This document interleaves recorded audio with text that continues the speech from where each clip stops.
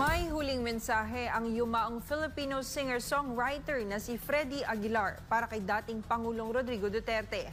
Alamin kung ano ito sa exclusive report ni MJ Mondihar.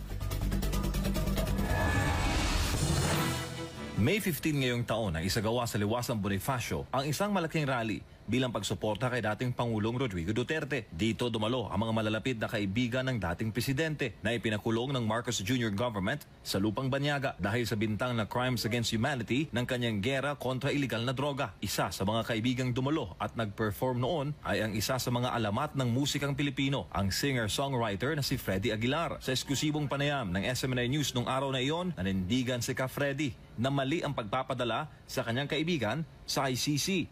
Well, ito na yung pinakamalaking pagtatraidor sa isang kababayan na nakita ko sa buong buhay ko.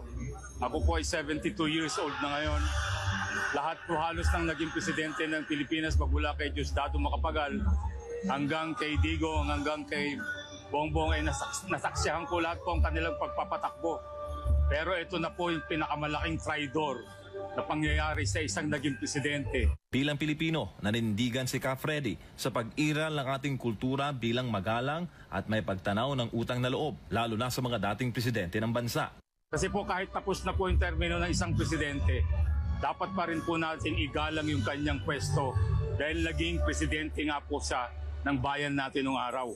Bukod pa doon, isa po si Presidente Duterte o si Digong kung tawagin namin sa napaka-popular na presidente na nasaksihan ko rin sa buong buhay ko. Kilala si Freddy hindi lang sa Pilipinas kundi sa buong mundo nang pasikatin niya ang Kantang Anak noong dekada 70. Ang anak ay naisalin sa mahigit 20 wika at itinuring na isa sa mga pinakamabentang Filipino songs of all time. Hindi lamang sa musika, umalingaw-ngaw ang boses ni Freddy. Ginamit niya rin ito sa pagtuligsa sa katiwalian at paninindigan para sa mga mahihirap at naaapi. Ilan pa sa kanyang mga tanyag na awitin ay ang Magdalena, Ipaglalaban Ko, at Bayan Ko na naging himig ng protesta sa panahon ng diktadurya.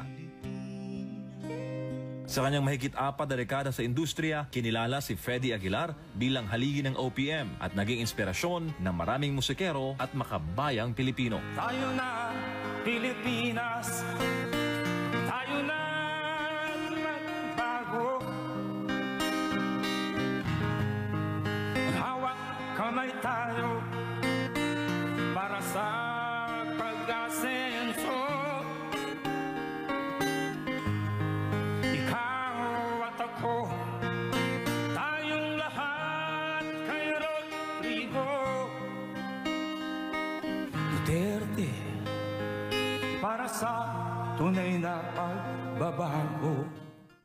Ang masasabi ko po sa dating Pangulo, mahal ka po namin, Digong. Hindi mawawala yung pagmamahal namin sa iyo.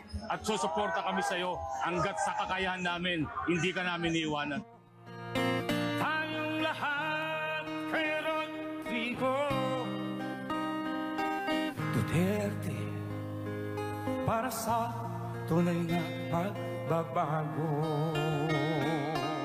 Para sa Diyos at sa Pilipinas kong mahal, MJ Mondihar, SMNI News.